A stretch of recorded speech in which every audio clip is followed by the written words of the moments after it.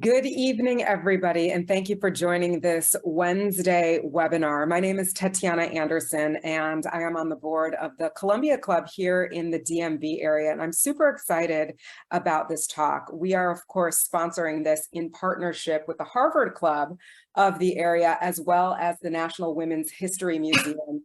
And all of us are here, not for me, but of course for Carol Berking. I haven't had the pleasure of meeting her before. So Carol, it's my pleasure to meet you and to help facilitate this Q&A that we're gonna have at the end. We're really looking forward to your talk. As you can see, her biography is extremely impressive. It's right there on your screen, but I want to call your attention to just a couple of things that are particularly impressive for me. Carol was a member of the editorial staff of both the papers of Alexander Hamilton, as well as the papers of John Jay. She's received grants from the National Endowment for the Humanities, the American Antiquarian Society, I was worried I wasn't going to pronounce that right, and the American Association of University Women. She has written or edited dozens upon dozens of books from first generations women in colonial America back in 1996 all the way to 2017, the crisis of the 1790s and the birth of American nationalism.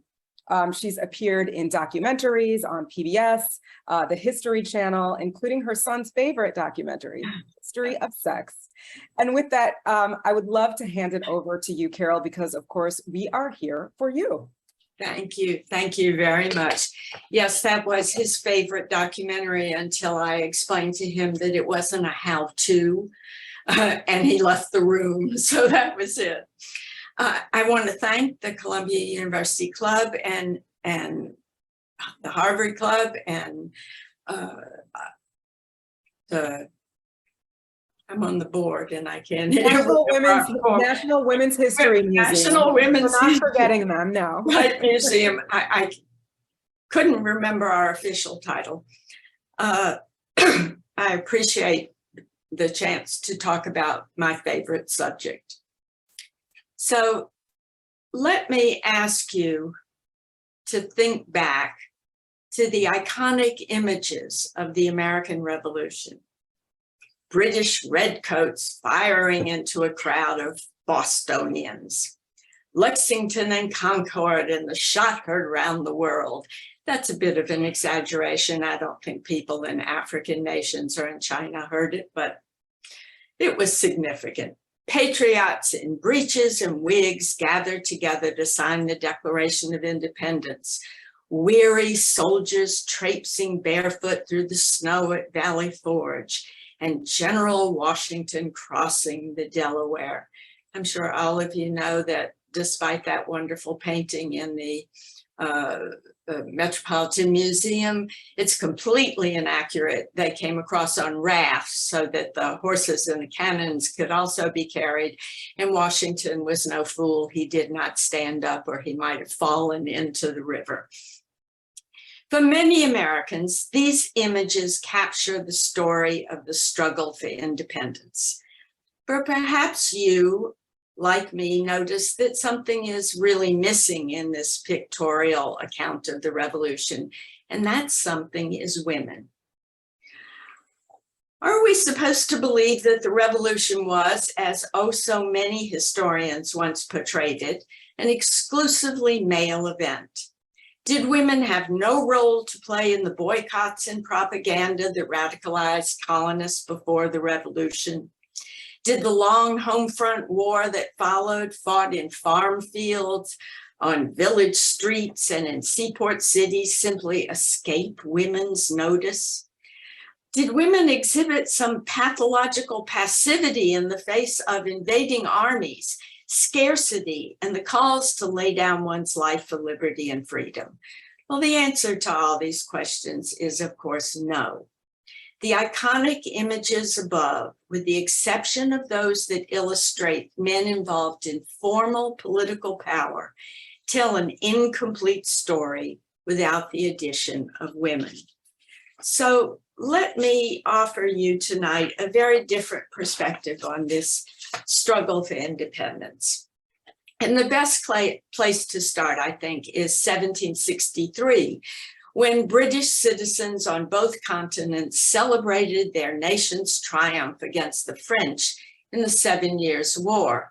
I want to offer an aside. When I arrived at Barnard from Alabama, I took a course called Colonial America, and I thought that this war, known in America as the French and Indian War, I put my hand up and I said, why are we studying a war between the French and the Indians in an American history class? That was the last thing that I said in that class. This stunning victory had come at great cost. And when the smoke had cleared, King and Parliament found that their English treasury was empty. They were certain that adding new taxes at home would lead to violent protest, and so they turned their attention to the mainland colonies. Why not make them pay? They were certain that the war, they now argued, had been fought to benefit the colonies by removing the threat of the French in Canada. And so in 1764, Parliament ended its decades-long colonial policy of salutary neglect, a laissez-faire approach that had led them to turn a blind eye to the colonial smuggling of foreign goods that was constant, and to the steady seizure of power by the colonial legislatures from the royal governors. In its place, they passed a series of harsh regulatory and enforcement laws, and they set novel taxes on the colonists. The colonial response to these changes was immediate: loud protest. In the halls of the colonial legislatures, the rhetoric ran high. "Give me liberty or give me death," supposedly Virginia's Patrick Henry said. And legislative petitions for the repeal of these laws, each of them filled with legal arguments about precedent and justice, flooded Parliament. None of this had much effect. To most members of Parliament, the colonists remained as they had been in the earliest years of settlement, a vague mix of debtors, religious dissenters, and country bumpkins. To British lawmakers, the colonies remained outposts whose sole purpose was contributing to the greater glory of the British Empire. And yet, most of the new legislation was repealed. Why? The answer was simple. The colonists hit upon a strategy that was devastatingly effective: a boycott of English goods. Profits quickly sank in the all-important English textile industry and in the sale of British tea. And on whose shoulders did the burden of carrying out these boycotts fall? Who were the main consumers of British tea and cloth? Women, of course. And thus, white women's first clear political act was to say no. No to the British cloth they had become accustomed to buying, no to luxury items imported from England, no to sugar and gloves and hats sold by merchants who ignored the call for the boycott. Since they had sworn off British cloth, many colonial women dusted off their grandmother's spinning wheels and gathered, sometimes in numbers as great as 100, to spin what they soon dubbed Liberty cloth. The homespun clothing they produced struck a serious blow to an English industrial revolution based on their woolen mills. The price American women paid for their actions was also high, for spinning was widely acknowledged as the most tedious, boring activity in any domestic repertoire. In fact, decades before the English textiles were available, spinning was often turned over to young daughters, to servants, or to unmarried female relatives living in their brother or sister's homes, hence the label spinster. The only equivalent in modern times that I can think of to the boredom of spinning is watching bass fishing on ESPN. Women did more. By 1773, in that wake of the hated Tea Act, they began to sign pledges to abandon tea drinking, causing the sale of British tea to plummet. This abstinence was a serious sacrifice as well, since tea was the colonists' drink of choice other than alcohol. And I must pause to point out to you that by modern standards, virtually every white woman and child in colonial America was an alcoholic. They didn't drink water, they didn't drink milk, they drank hard cider, they drank corn liquor, they drank imported wine and goods and other beverages, and they drank rum, but they did not, more than anything else, they did not want to give up, the women at least, afternoon tea parties, for they were the genteel woman's primary social event. Women's participation in the boycotts was crucial to their success, but its significance went beyond bringing Parliament to its knees. For overnight, colonial women had become political players.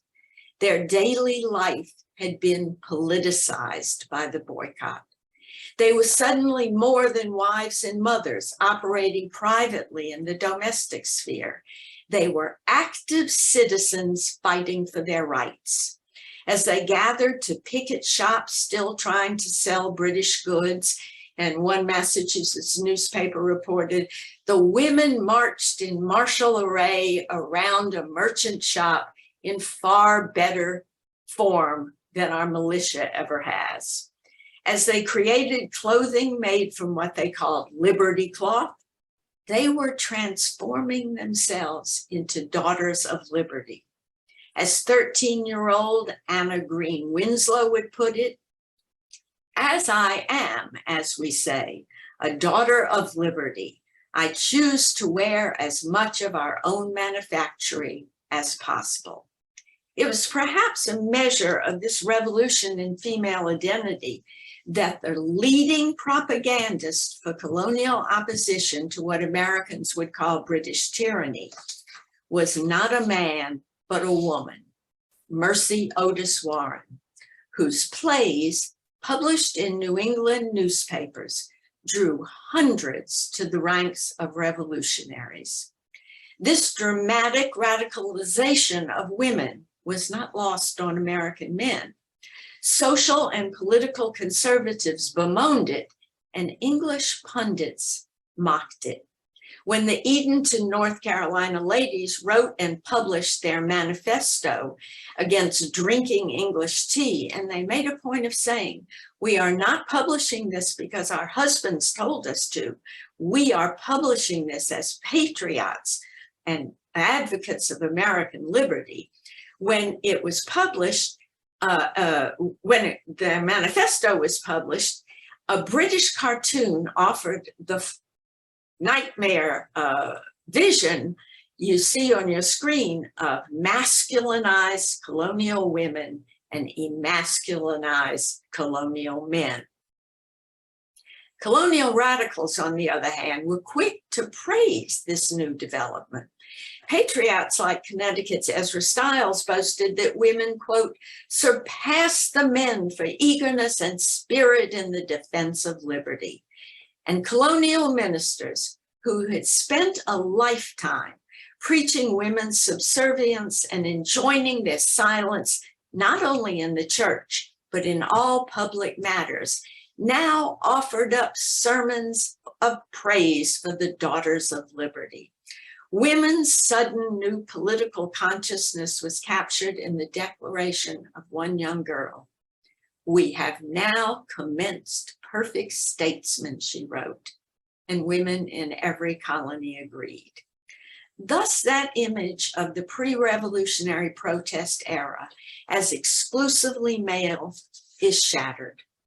When the war began and men and boys went off to fight, Most women remained behind to take up the management of the farm or shop so that in victory or defeat, there would be something for the soldiers to come home to.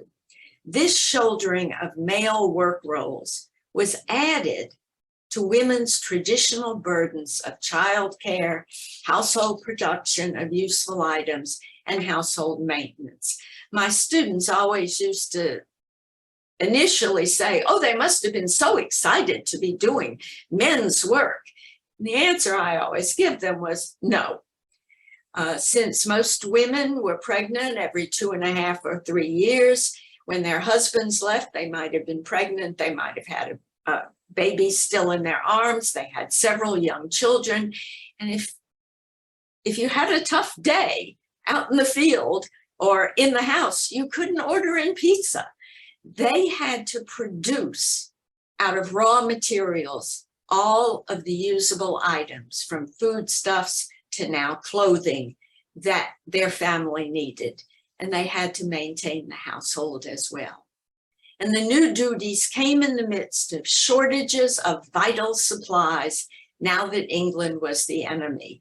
I heard that dreadful movie is and show, Broadway show, is about to be reproduced on Manhattan's Broadway.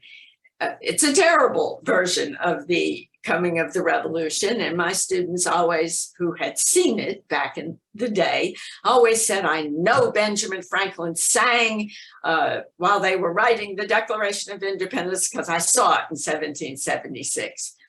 But the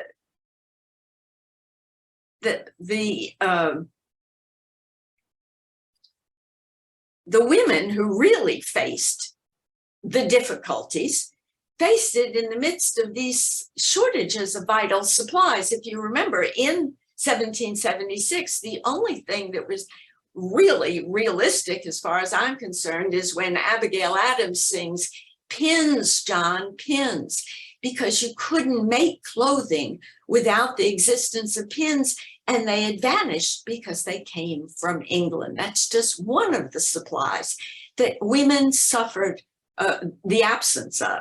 The circumstances women faced were also dire because both British and American armies passing through their communities commandeered their livestock, commandeered their crops for their own military use. There were frequent reports of a household's furniture being taken and burned to provide warmth in army encampments. Inflation soared, and there was always the very real danger of rape. Not surprisingly, many an enlisted man in the American Army received pleading letters like this one. We have no food and we will starve. We have no firewood and we will freeze. Pray come home. For these ordinary farm wives, adding masculine tasks and responsibilities to their many familiar feminine duties was a heavy burden. It wasn't a liberating expansion of their authority or power. Yet among wealthier women, the crossover into male roles often wielded newfound confidences. This is obvious in this exchange of letters, the favorite exchange of letters that we who work in early American women's history have, between a wife and her prosperous Loyalist husband. He had fled to England for his personal safety, fearing that he'd be arrested by the patriots and deemed a traitor. And he left her to manage their large farm. Overwhelmed at first, she slowly found the mysteries of the male work world revealed to her. Your farm is doing well, she wrote to him in the early months of his absence. Our farm is doing well, she later assured him. And finally, in a shift that reflected more than simple pronouns, she would write, my farm is doing well. Women did more than take over the family farm or shop.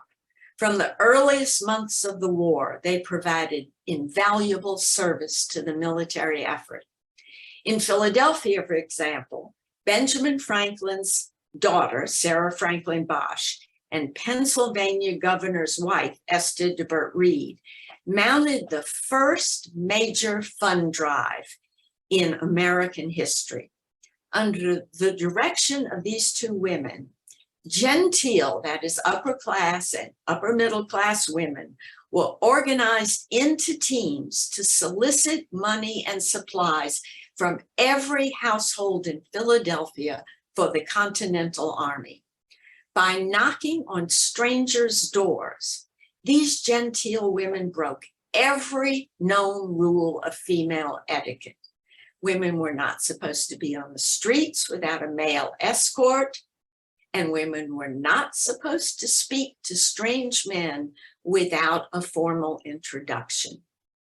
Criticism of the women involved in this fundraising drive came quickly. To defend their actions and to silence the critics, Esther de Burt Reed wrote and published a manifesto entitled Sentiments of an American Woman. This manifesto pointed out the patriotic roles women had played throughout history, from biblical times to Joan of Arc. Although the Philadelphia women wanted the money they raised to be used as bonuses for the enlisted men, Washington had other ideas. He ignored their request. Instead, he purchased cloth and asked the fundraisers to sew shirts for his army. They acquiesced, but each woman sewed her name into the shirts that she made, an act of female assertion that Washington could not prevent. He realized that women like these had become the unofficial quartermaster corps of his army. When Washington's army settled into winter encampments at Valley Forge or Monmouth or any of the winter quarters that followed, hundreds of women and children traveled to join them, carrying babies in their arms, leading older children by the hand, with favorite pets, with their favorite pots and pans. Wives, mothers, daughters of the soldiers transformed every military camp into an instant, bustling city. General Washington fumed, but he never ordered these women and children away. He knew that if he did, their men would go with them. Instead, he and other commanders put these women camp followers, and they were called camp followers. When I began research on this subject, I thought a camp follower was a prostitute. No. Prostitutes existed around the army, but they were forbidden to enter the encampment. They were in houses nearby. The camp followers were these wives, daughters, and sweethearts of the soldiers. Washington ordered them to work at vital activities to earn their rations. They would cook, they would gather firewood, they would mend uniforms, and they would nurse the sick or wounded. But perhaps these women's greatest contribution, both in the camps and even when the army was on the move, was washing the soldiers' clothes. Many of the enlisted men were teenage farm boys or urban workers and apprentices, and they arrived at army camp with little more than the clothes on their back. It didn't seem to occur to these young men to wash these clothes. Laundry was, after all, women's work. So their clothing grew grimier and smellier as the weeks went by. Soon enough, they were infested with lice. Endless scratching left scabs, and boredom prompted these young men to invent competitive games, one of which included tossing hot tar at their lice and then trying to count up who had killed the most. The results were burns added to the scabs, leaving many of these soldiers unfit for duty. the arrival of women in the camp, assigned to do the laundry, not just for their husband or father, but for all the men in his company. Some women were asked to do the laundry for 150 men, alleviated this problem of lice and scabs. The reality of hundreds, if not thousands, of women camp followers in both the British and in the American encampments requires that the illustration of Valley Forge as an exclusively male experience be corrected. So too must the image of marching troops and battlefield scenes as exclusively male events. For once the camps were struck and the armies were on the move again, many of these women marched along behind them. They had no place else to go. During the heat of battle, commanders sent these women onto the field to scavenge from the dead and dying enemy, to collect the boots, weapons, coats, and other valuables left behind. They were sometimes wounded and sometimes killed. In the forts, women camp followers faced dangers also, known collectively as Molly pitchers, so nicknamed because the pitchers of water they carried, they carried not to give the men a drink, but to cool down the cannons for reloading. If the cannons weren't cooled down when that rod was stuck into them as far as it could go, the person doing it would burn himself or herself. And if there was a spark left in the cannon, when they put the ammunition in, the cannon might explode. So it was very important to cool down the cannon. These women, when called Molly Pitcher, raced from the barracks into the open ground of the fort, where they were exposed to the arrows and cannonballs coming over the fort's log walls.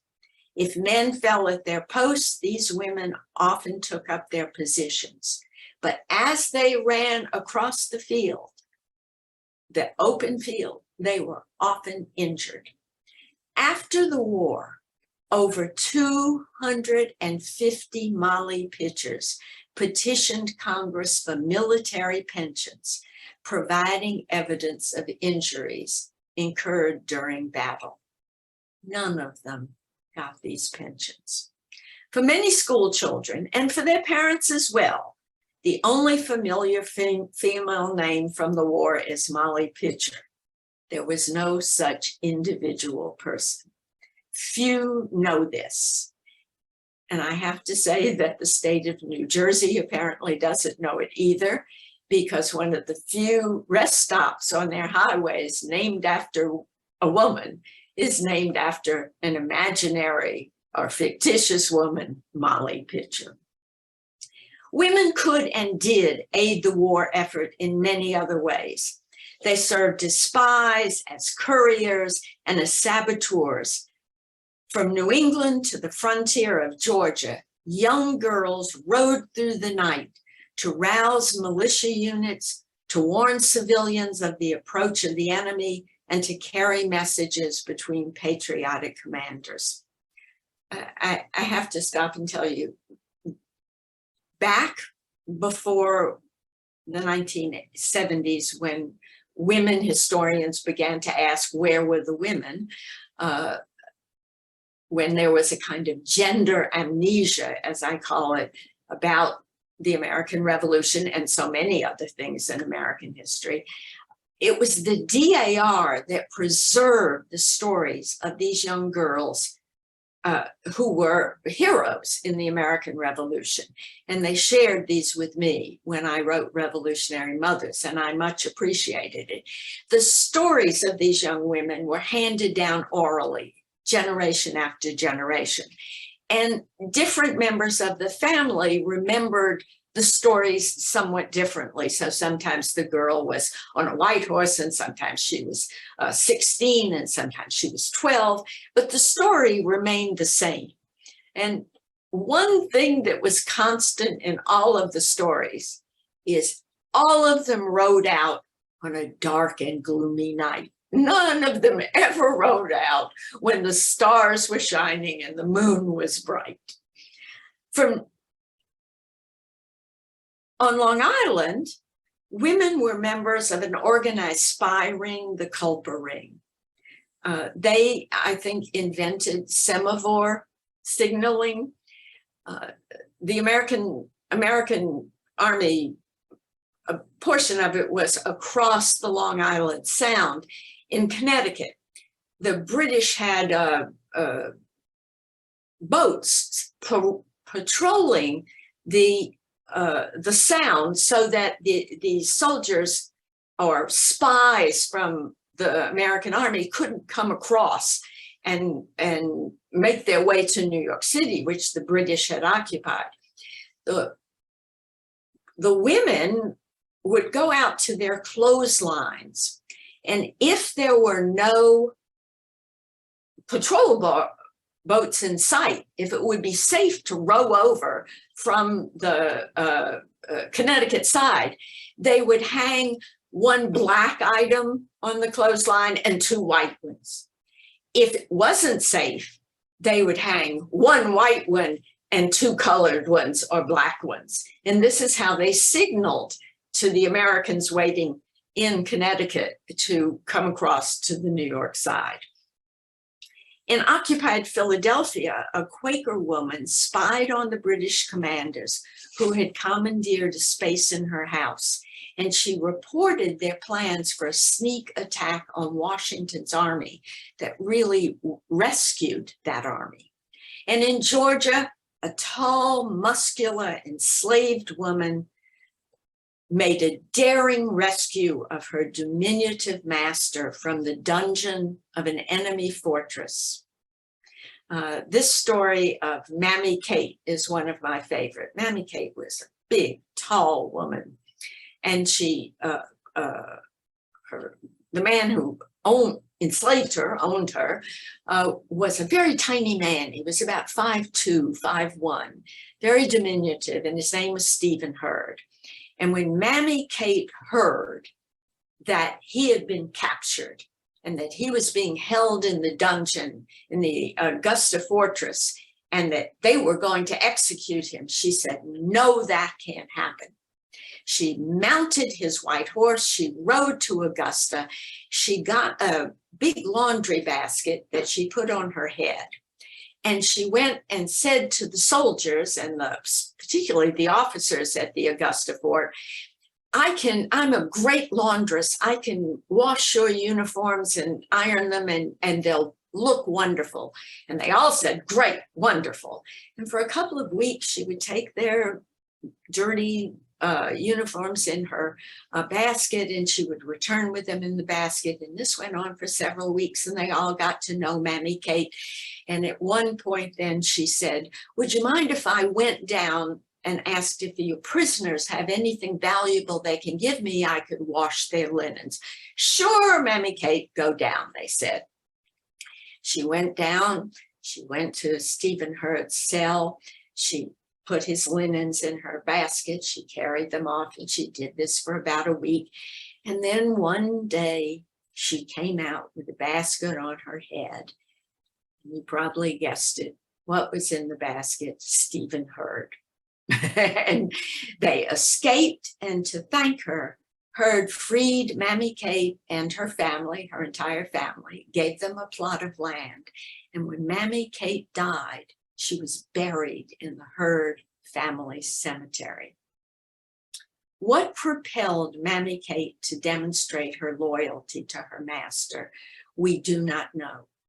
We do know that thousands of enslaved women and men risked their lives to desert plantations and farms and make their way to the hoped-for safety of the British Army. But we also know that thousands more chose, as Mammy Kate did, to remain where they had been born and raised, where their parents were buried, where their children were, and where they at least knew their fate.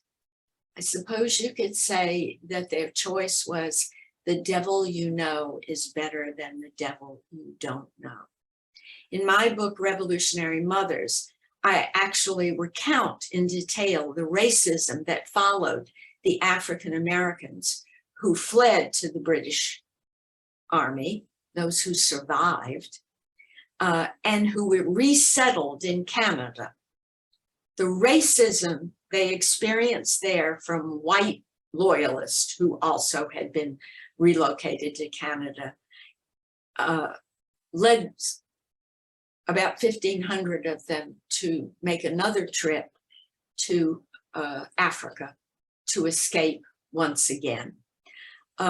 In the South, those who remained experienced harsh restrictions imposed by planter society on them. The Black story in the American Revolution is largely a tragic story. My favorite of the many stories of female heroes, however, is the tale of Nancy Hart. Hart and her daughter were left alone in their frontier Georgia cabin when her husband joined the guerrilla troops fighting the occupying British. One afternoon, 5 loyalist soldiers, that is Americans who supported the crown and had enlisted to fight against what we would call the Patriot Army, appeared at her door demanding to be fed. Nancy Hart invited them in. She served them corn liquor, and she went with her daughter into the barnyard to kill the men's dinner. When she got there, she said to her daughter, "You go and find some American troops to come here. You bring them here to capture these traitors." And off her daughter went. Meanwhile, Nancy Hart still plying corn liquor on them. The loyalists were getting raucously drunk in her cabin. Soon she set down a veritable feast and the men rushed to the table. "Oh no," said Nancy Hart. "Gentlemen don't sit down at a table with their weapons." Pointing to a corner in her cabin, she said, "The guns must be stashed there or this food will disappear." The 5 men complied. And as soon as they did, Nancy Hart picked up one of the guns and aimed it at the men and held them prisoner for 5 hours until American help arrived. The mystery troubling everybody, both then and now, was why did 5 strapping young men fail to disarm an old woman? And the answer the men gave was that their captor was so cross-eyed that they couldn't tell who she was aiming at. So they all sat still. Legend has it that Nancy Hart went to each of their hangings and whistled Yankee Doodle throughout the executions. For some women, assisting the patriot cause was not enough. These women disguised themselves as men and enlisted in the army. We can't say how many of these brave imposters there were, since if they were successful, the records report them only by their chosen male names. The most famous of these female soldiers, about whom we know a good deal, is Deborah Sampson. She served 2.5 years without detection until an army doctor arrived to treat her for camp fever, opened her shirt, and realized she was a woman. Her sex was revealed, but because she had served admirably, she was granted an honorable discharge. For quite a while, when she left, she continued to dress as a man so that she could do field work, because then, as now, male work paid more than she would have made if she returned to be a domestic servant. At some point, she decided, as she told her biographer, someone at the time, she was illiterate, but he wrote her story down. She said, the sun was shining, the flowers were in bloom, and she went into her house. She put on her apron and her bonnet. She married and she had children. Now, she had received a veteran's pension because Paul Revere championed her cause. When she died, her husband, Samuel Gannett, applied for a widow's pension, and darned if he didn't get it. After peace was won, no formal political rights came to the women who had helped in so many ways to win the war, and no reforms of the many laws that made women permanent dependents on fathers or husbands emerged. And maybe you know, but let me remind you that by law, a wife was viewed as non-compos mentis, like idiots and children, according to Blackstone.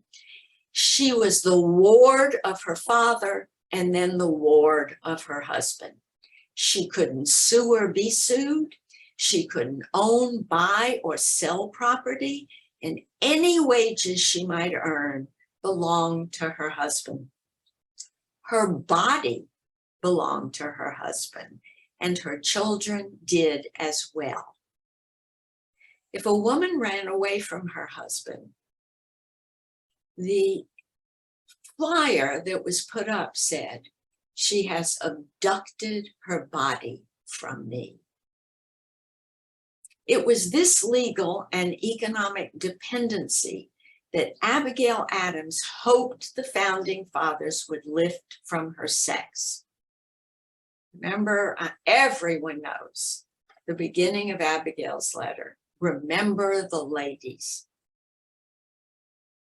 Well, remember the ladies and be more generous and favorable to them than your ancestors. Do not put such unlimited power into the hands of the husbands. Remember, all men would be tyrants if they could.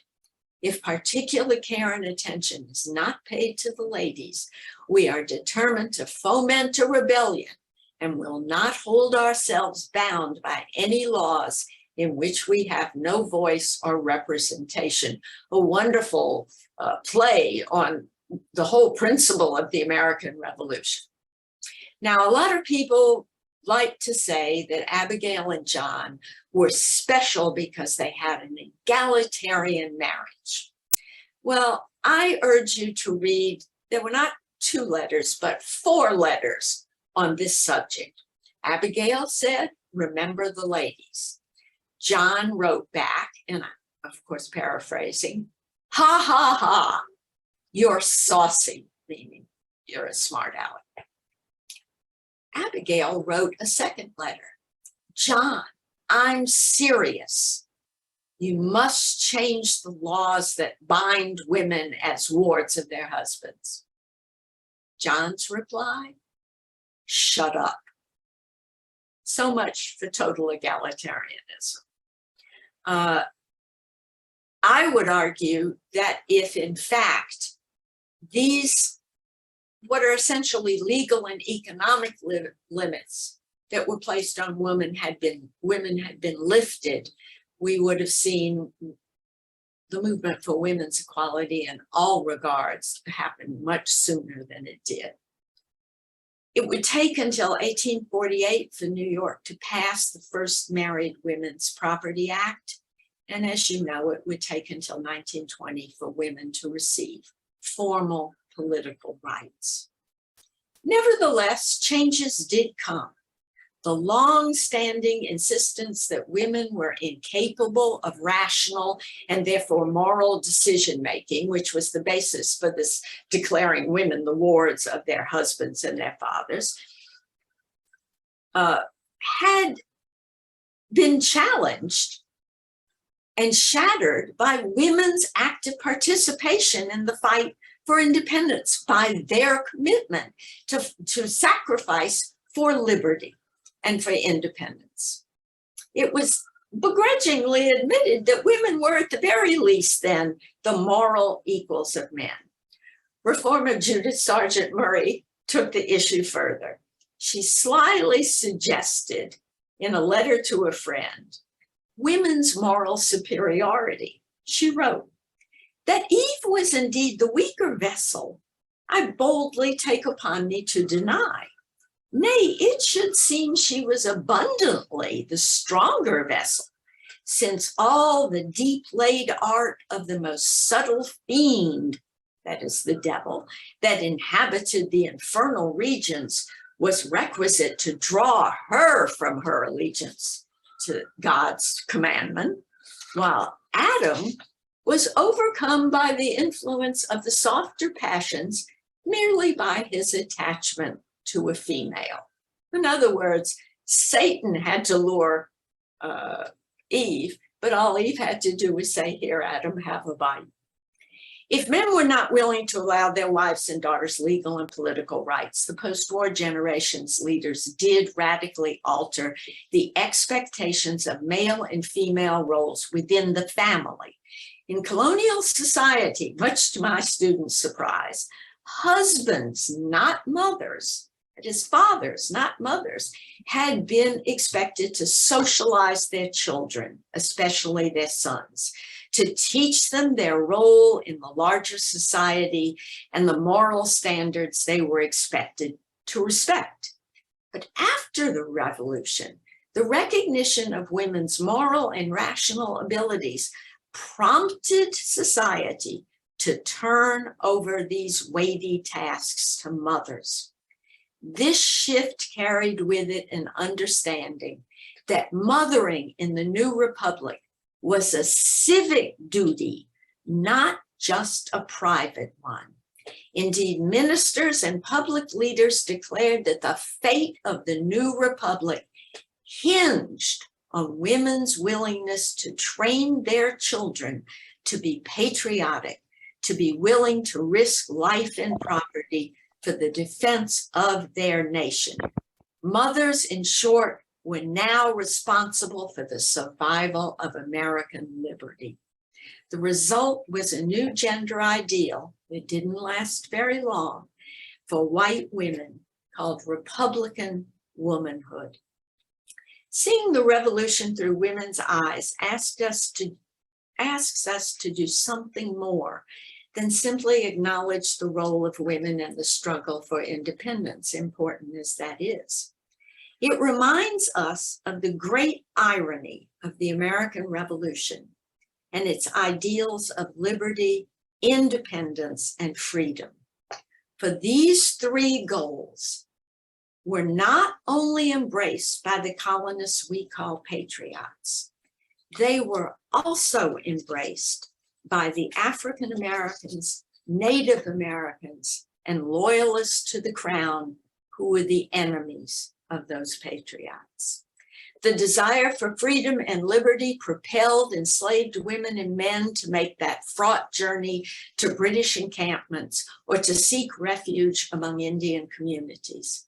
The desire for freedom and independence led the majority of Native American tribes to side with the British, for like the Mohawk leader, Molly Brant, they knew all too well that the colonists had an insatiable desire to take their lands and were willing to destroy their culture in the process of doing so.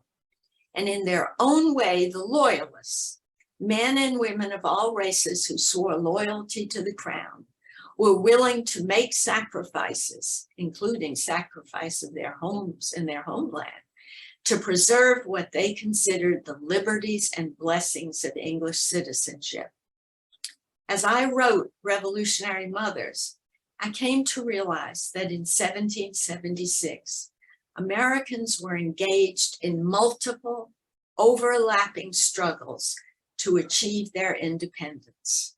That they did not all succeed does not make their story unworthy of being told. Thank you. Clap, clap, clap. That's the sound of our heads exploding because Such a wonderful conversation. We have lots of questions in the chat for you, Carol, but I actually want to kick off with a question specifically for you. How did you get so interested in history and specifically women's history? I mean, was there a pivotal moment or was this sort of a slow burning passion of yours? Well, as I mentioned, I grew up in Mobile, Alabama, where history was taught, as some of you who are Southerners may remember, as the War of Northern Aggression. And in fact, I had a junior year history class where the whole history of America was the coming of the Civil War, and the aftermath of the Civil War. My history teacher stood at the door the last day and said, and we had 2 world wars and we won them both. So history was the last thing on my mind when I went off to college. At Barnard, I had 2 spectacular, actually 3, but the 2 who really influenced me, Sid Burrell and Norman Cantor, made me realize that history was the story of the experiences of people. And that if we understood the past and how we got to the present, we would have better luck planning the future. And so that's why I picked a major. I said I want to be a historian, and I got a PhD in American history. When I got that PhD back in the Stone Age, there was no such thing as women's history. I mean, if you would ask your advisor, can I write something about women? They would reply, as my wonderful advisor did, very solicitously, well, Carol, there's nothing really to say, and there aren't any sources anyway. This was basically the same thing Mary Beth Norton was told, others were told, Linda Kerber. And so we all wrote our dissertations about men. Then we got jobs and we got tenure. And in the meantime, the 60s had happened and the 70s. And it dawned on us that we still wanted to know, where were the women? Surely they must have done something. And so we began to work in the archives. And lo and behold, what did we discover? We found that in the men's papers, as they were described, Joe Blow's papers, and it would say his political writings, his business dealings, his personal writings, and then there would be a category called miscellaneous papers. Guess what was there? Women's letters, women's diaries, women's daybooks, a host of sources for us. And so we began to discover that, in fact, we could write about women after all. And I will say that my advisor, Richard Morris, bless his soul, said to me after I published First Generations, and then after I published Revolutionary Mothers, he said to me, I was wrong. There was something to say about women after all. Wow. Okay. So that's how I got to women's history. That's an amazing story, and excellent. He realized his oversight there. Yes. Yes. First, I want to pass on some information from Peggy Hartzell. She says, thank you for mentioning my 4th great-grandmother, Esther de Beert Reed. I might be saying it correctly. Esther de Beert Reed, yes. Esther de Beert Reed, yes. We also have a question about the Redcoats. Did they have any loyalist women's support? Oh, yes. Yes. There's a reason you should remember every word. But I said also in the British encampments, women went there. It's very interesting. The British were the reverse of the American army. The American army allowed and invited the wives of the generals and the officers to come to the camp as soon as they encamped. The enlisted men's wives were not invited. They came anyway. The British, when they came over on the boats, did not allow the officers to bring any women, but they allowed the enlisted men to bring women. And this is why the officers had what they called camp wives. They found the prettiest or the most interesting American woman they could find who was available, and they made it clear, this is while we're here, because I have a wife back at home. And not all of the British enlisted men, of course, brought over wives. And so when winter came and scarcity abounded, and the threats, all the threats being faced by loyalist women, which were double what were being faced by patriot women, because the patriots seized their whole property, they made their way to the British camp. And so they too had camp followers, American camp followers.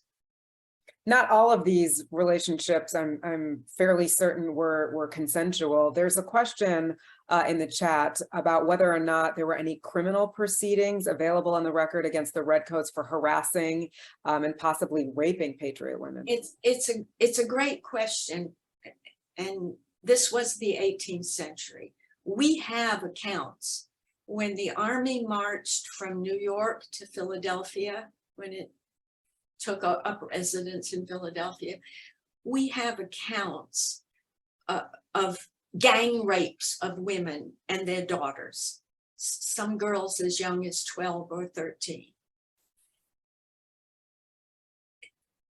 We know that the British commander, for instance, who held his army was at Staten Island when New York was occupied.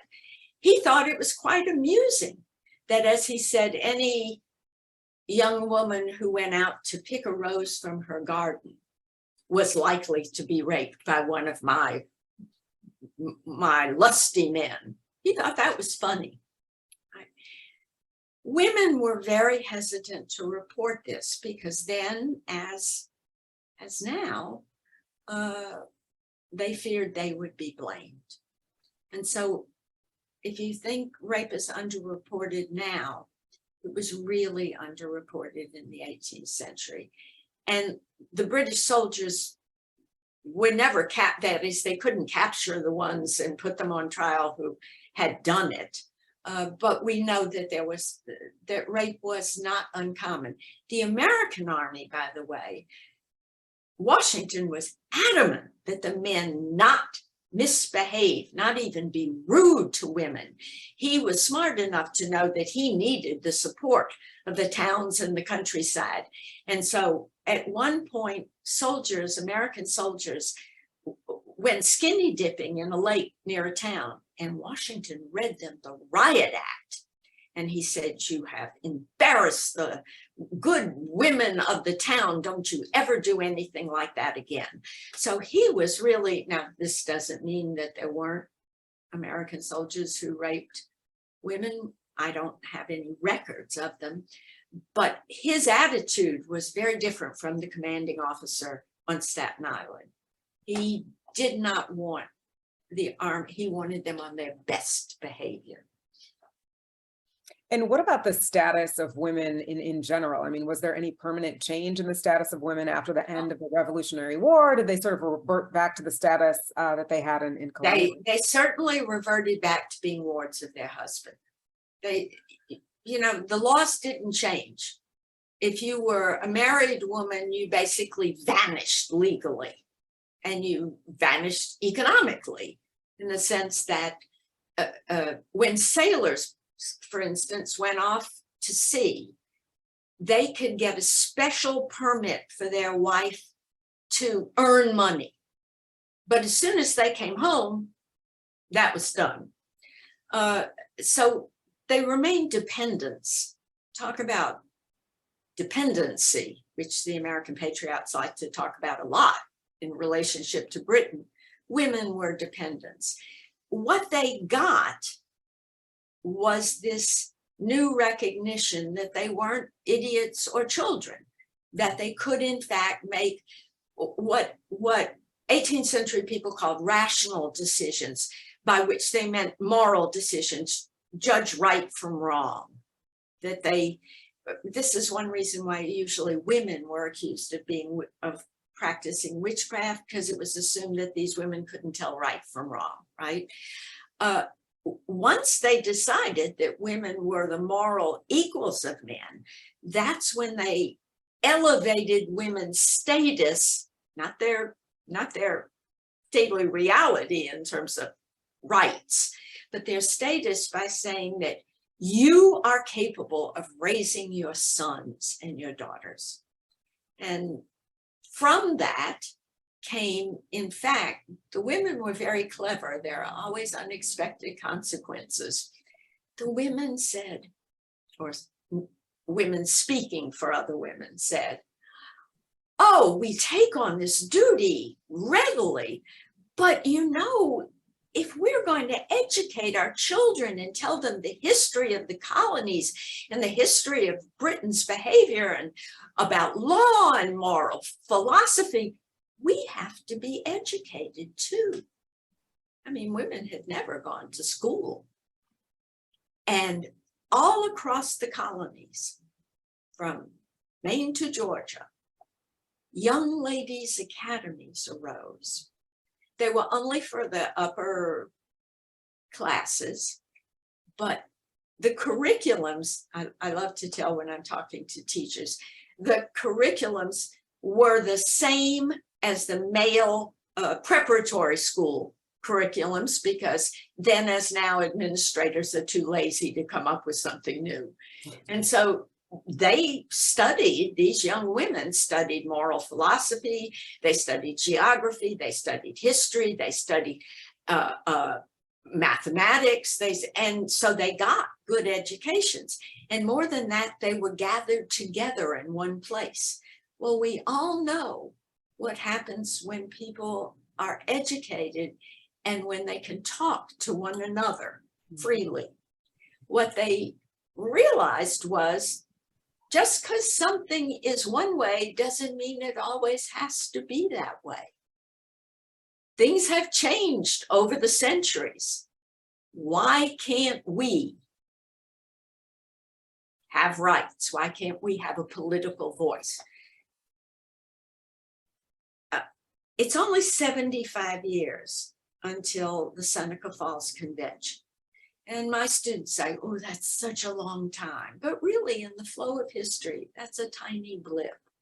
And you can trace from giving women moral equality and educating them to the demand for full equality that took place at Seneca Falls. That's a straight line. And so something did come out of the revolution for women. I want to pause and just share a couple of comments that are coming in about your talk. Michelle Fate says, thank you for keeping up the curiosity to wonder what women were doing in our past and heading to the archives. Carol Burns says, thank you so much, Professor Berkin. This was very moving. I was a history major at Dartmouth in the 70s and didn't question the lack of women in history until decades later.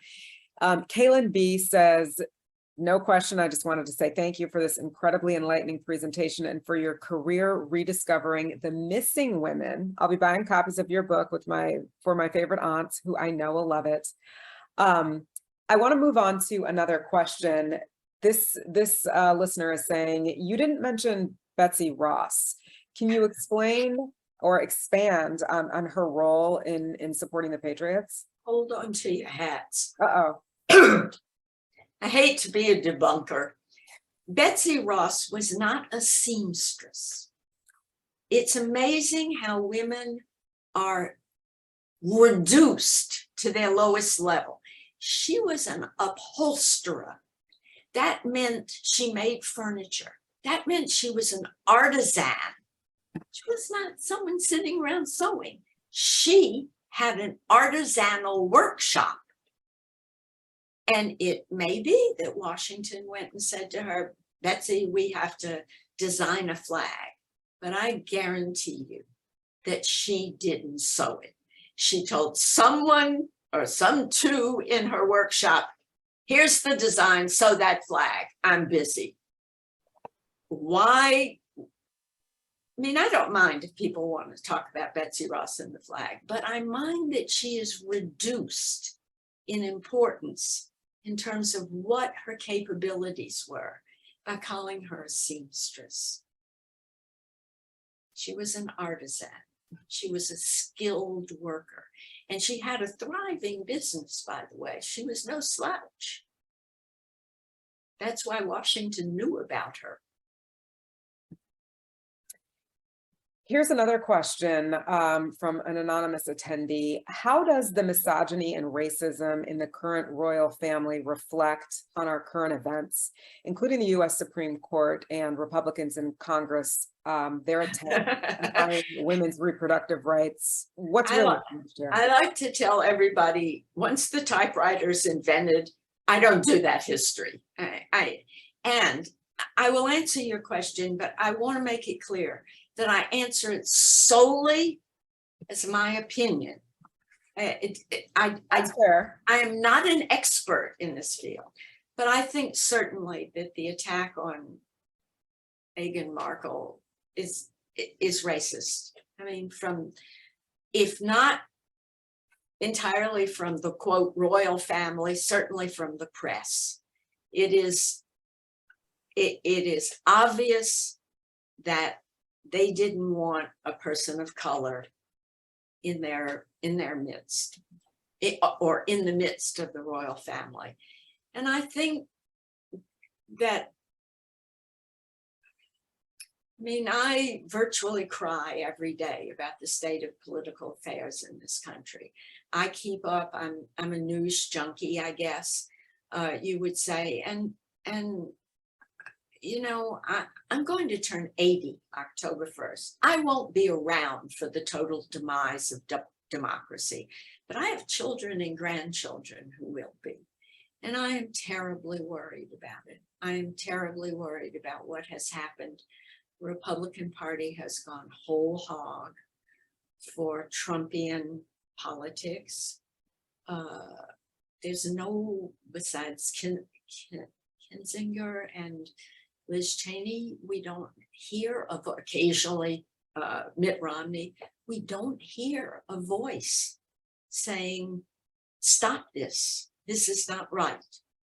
And so we are left with open threats of violence and open violence. I mean, we saw on January 6th, something that none of us ever imagined would happen. I know that most of you were as shocked by it as I was, but I was even more shocked by the aftermath, where the leaders of a party did not condemn it. And I truly wish I thought that all would be well. But I really don't know. I dread the thought that the Republicans would take both the House and the Senate. I think I would move to Canada. Taking politics out of it a little bit, it's almost like we hear the same story about the subjugation of women throughout history. I mean, I think you started your talk in like 1776 or 1772. I wrote it down. There's a wonderful. Let me ask this. You mentioned your age. We know your deep history in investigating all of this. What do you think the reason is that we sort of can't get past this conversation about how relevant women are? We can't pay us equal. Misogyny. Have the same. Okay. No one wants to give up power. No, you can't tap someone on the shoulder and say, by the way, what you're doing is wrong, but you share the power. No. It doesn't happen, really. And I think that there are incredible advantages to men, to the use of women as the spare labor force. You know, they bring women into the labor force during World War I and World War II. They work for less than men, and then they throw them out when the men come back. I mean, that's an economic use of women. And I think that misogyny runs really, really deep.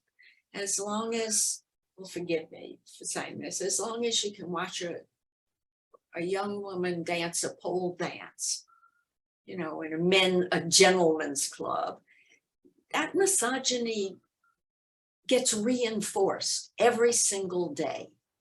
As long as women are called girls, what do you girls think we should do? As long as Bride magazine tells women that their marriage day is the ultimate highest point of their life. And then after that, I don't know, they bake cookies forever. Those things reinforce this misogyny. And if I knew how to break it, you know, I would be really powerful, but I don't. We're talking about roles. You just mentioned some of them. How difficult was it for women of this time to remain unmarried? And could they exert more rights? Virtually impossible. Or was it impossible to be a woman? I mean, there were some women who didn't marry. Okay. In New England, they were called thornbacks. The assumption was they were so bristly and unattractive that no man would marry them. The assumption was if you were single, that was because no man would marry you. Secondly, if you were single, you couldn't earn a living. What could you do? I mean, maybe you could run a dame school and teach children how to sew, but you'd live in absolute poverty. What most of these single women did was go to live in their brother's house or their sister's house, and they were treated virtually like servants. They were the failures in the family. Publicly, they were never acknowledged to be adults, because for a woman to be acknowledged as an adult, she had to marry and have children and run her own household. I'm talking about white women now. And these women could not do that. What's most interesting is that widows who had been left their husband's estate for a variety of reasons, they did not want to remarry. they said, I have money. I'm not going to be under a man's thumb ever again. But the pressure on young women to marry was, when I say the pressure, wasn't just you must do it. Socially, culturally, the assumption was that that's what your destiny was. And very few women could imagine an alternative. You know, there was no alternative to that except a life of dependency in someone else's household. At least if you married, it was your household. So very few women, but a lot of widows stayed widows. They did not remarry. I want to move on to another question. How was General Hamilton's view of women compared to that of General Washington or to the rest of the Patriots' top ranks? Many of these men deeply loved their wives. I mean, there's no question that Washington loved Martha Washington. There's no question that Nathaniel Greene loved his young wife, Katie Greene. That I think in his own way, Hamilton loved his wife, though he did stray. Burr never made any pretense of being anything but a womanizer. But that was because their wives did not challenge their dominance. You know, Martha Washington didn't say, look, George, the closest any wife ever came to that was Henry Knox's wife, Lucy Knox. She was a bold woman. And he was talking about when the war is over and I come home, you know, things will go back just the way they were. And she says to him, don't forget, you may have commanded the men in the army, but when you come home, you're not commanding me anymore. But it's not like she went out and had a career. It's not like he had to consult with her about what furniture to buy. That was the big, one of the big things. Very few of these women, of men who we know who consider really Aaron Burr, who made a big deal out of his daughter Theodosia being raised as an independent female. She was educated. But when Aaron Burr was thinking of running for president and he wanted the vote of a Carolina man to support him, he traded his daughter to that man, made her marry him in exchange for his political ambition. Tell us a little bit more about Molly Pitcher. This questioner says that her search engine, or maybe it's a him, it's an anonymous questioner, but the search engine yields multiple results for a woman named Mary Ludwig Hayes, Yes, who took her husband's place at the Battle of Monmouth. Yes, she was one of the many women who did that. She was one of the Molly Pitchers. Many of these women took their husband's place at the cannon if he was killed. She is one whose name we know. And it's true, she was a Molly Pitcher, but she was not the Molly Pitcher. It's an insult to the 250 women who petitioned for veterans pay because they were wounded being Molly Pitchers, to say that she was it. That was a term that Molly was a very common nickname, and Pitcher was what the men were after, Molly Pitcher, and the women would come out with them. So yes, Mary Ludwig Hayes, she was a barber's wife, I think, was a Molly Pitcher, but she was not the only one. Sarah wants to know a little bit more about the history of the Daughters of the American Revolution and that organization's role today. Can you talk about that for us?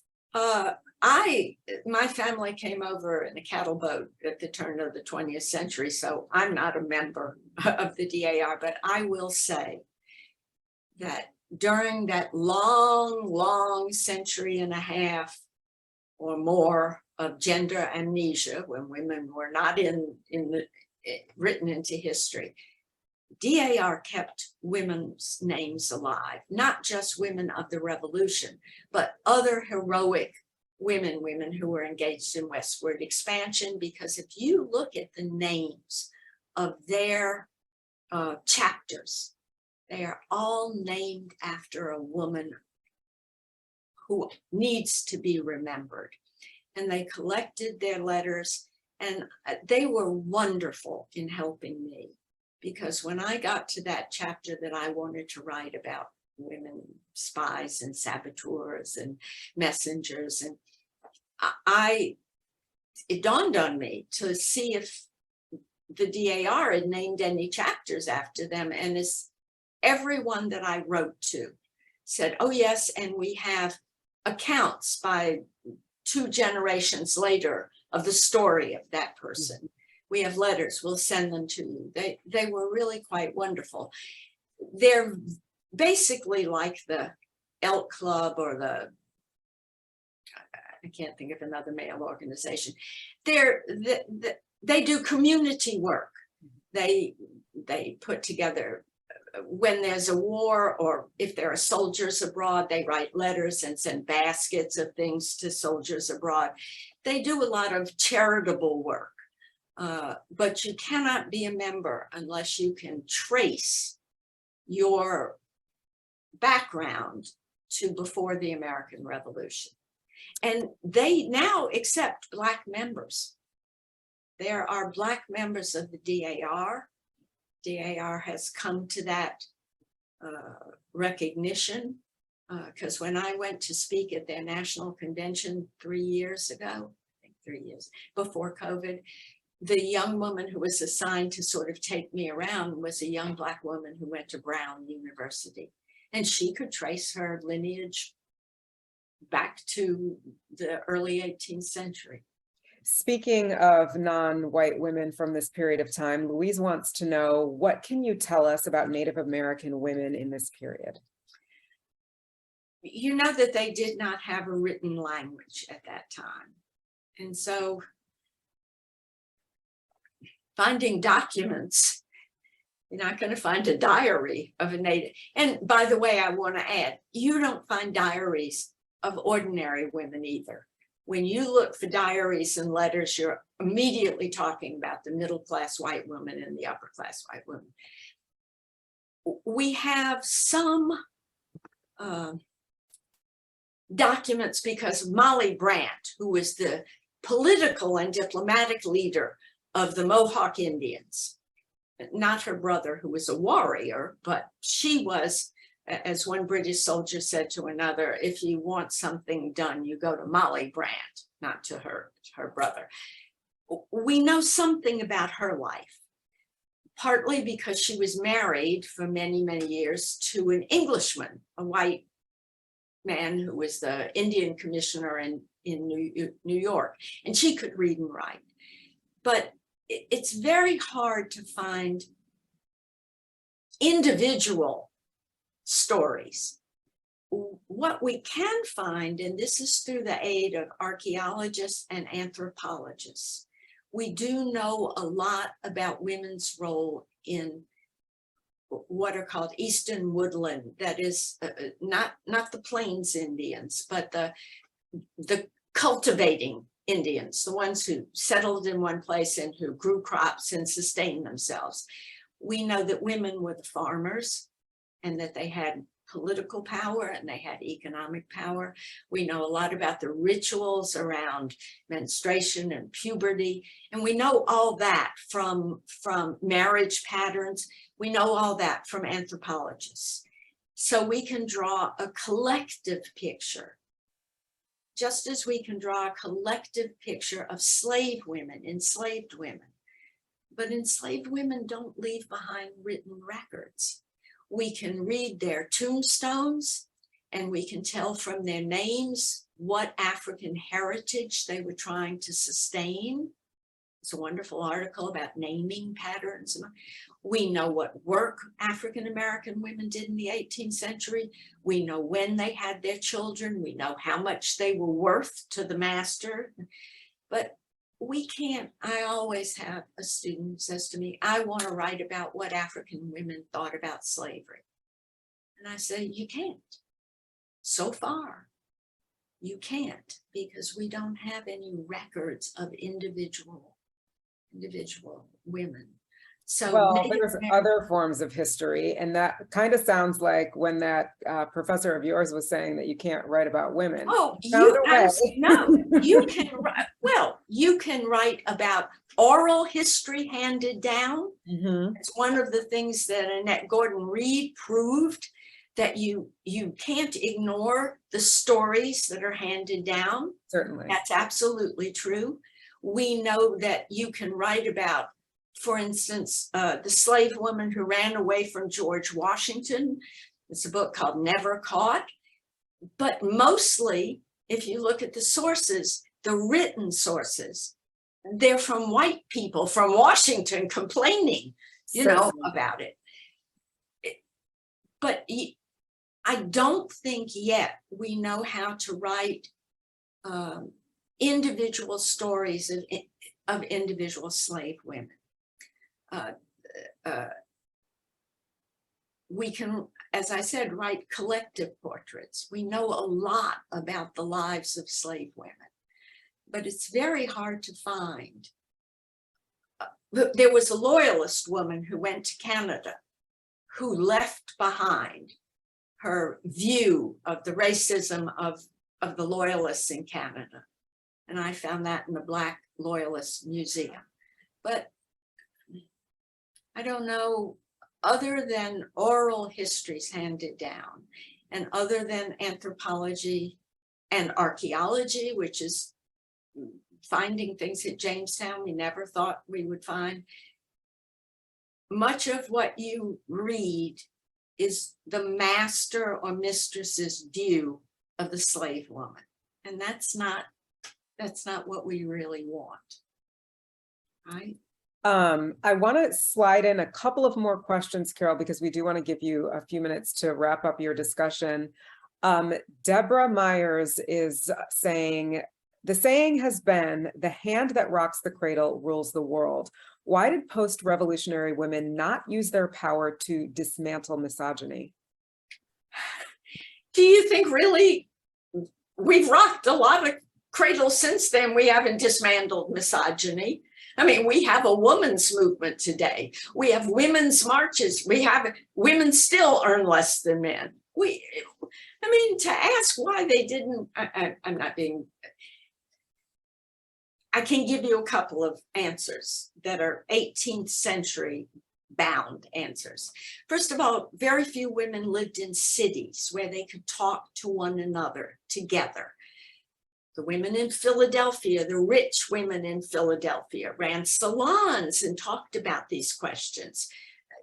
They didn't wind up ending misogyny, but they discussed these questions. But most women lived on farms and they were fairly isolated, and they had chores that they had to do. They didn't have time to sit back and say, gee, I wonder if really there's an alternative lifestyle for me. And there was no movement that they could join. There was no there was no movement that they could join. By the middle of the 19th century, you had women who were educated. You had cities and towns that were growing in size.